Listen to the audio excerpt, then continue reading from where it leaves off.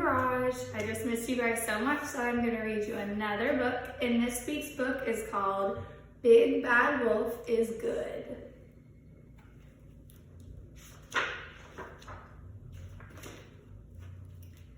Big Bad Wolf was lonely. He had no friends. Perhaps it's because I'm big and scary, he said to himself. Perhaps it's because I'm bad, bad, bad. He sat and he thought and he thought.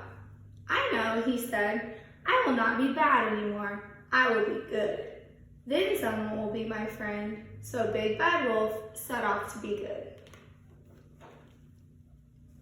Mrs. Goose was in the garden with her 7 little gooselings. Good day, said Big Bad Wolf, politely raising his hat.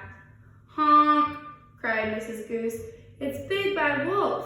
Mrs. Goose and her 7 little gooselings ran into the house and slammed the door. Oh, Mrs. Goose, said Big Bad Wolf sweetly, please open the door. I'm a good wolf now, and I've come to play with your 7 little gooselings. But Mrs. Goose would not open the door. The 7 little gooselings chanted, Big Bad Wolf, stay away and don't come back another day. They made faces through the curtains. Big Bad Wolf felt sad. Those geese had not given him a chance. He sat and he thought and he thought. I know, he said, I will be useful and good. Then someone will be my friend. So Big Bad Wolf set out to be useful and good. Mrs. Chicken was going out. She was waiting for the babysitter for her 6 little chicks. Where can that babysitter be? She fussed. Ahem. Big Bad Wolf coughed politely. I would be glad to sit with your 6 little chicks. Yikes, squawked the chicken. It's Big Bad Wolf, run children, run! And they ran to the house and slammed the door.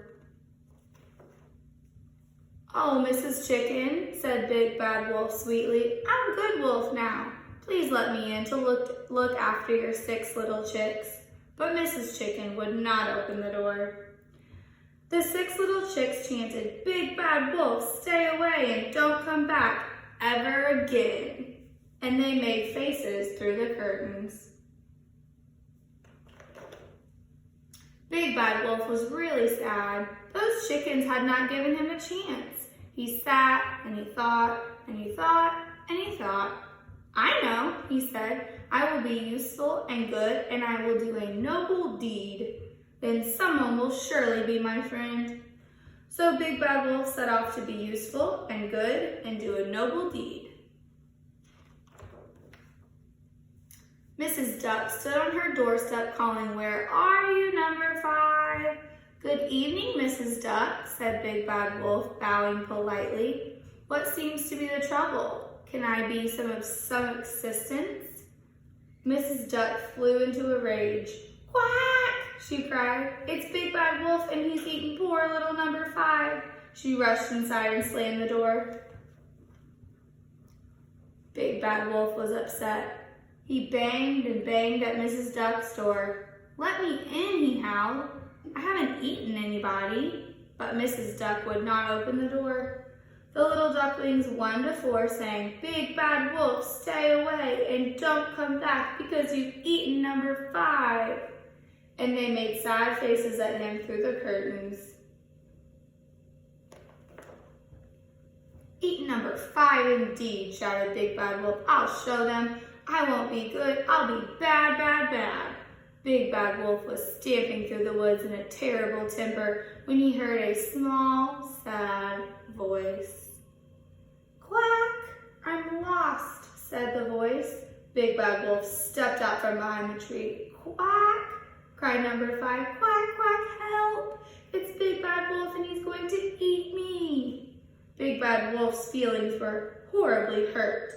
If you don't stop being silly this minute, he roared, I will eat you. So there. Number 5 looked up. A little fat tear rolled down his bill. I want my mommy, he said. There, there, said Big Bad Wolf. We'll find your mommy. and he scooped up number 5 and he put him in his pocket.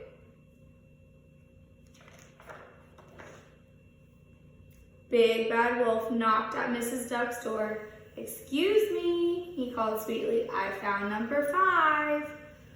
The door opened a tiny crack. "Have you really?" asked Mrs. Duck. "Really and truly," said Big Bad Wolf. "And you haven't eaten him?" said Mrs. Duck. When Mrs. Duck saw her lost little duckling, she snatched him inside and shut the front door. Bang!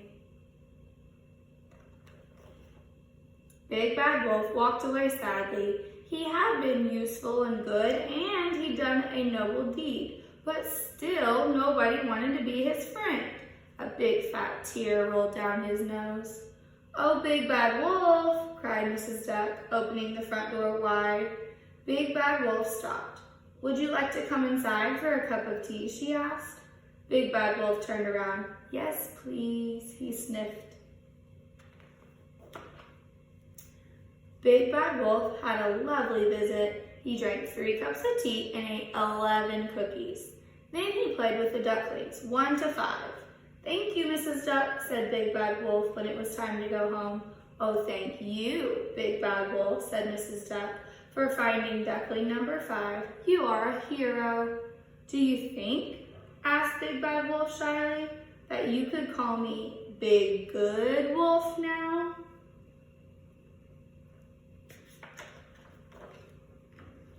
Mrs. Duck laughed. "Don't be silly," she said, and she gave him a big warm hug. "Now we will call you the Good Big Bad Wolf." The end. I hope you guys are staying safe and washing your hands and having fun at home. I miss you. Bye.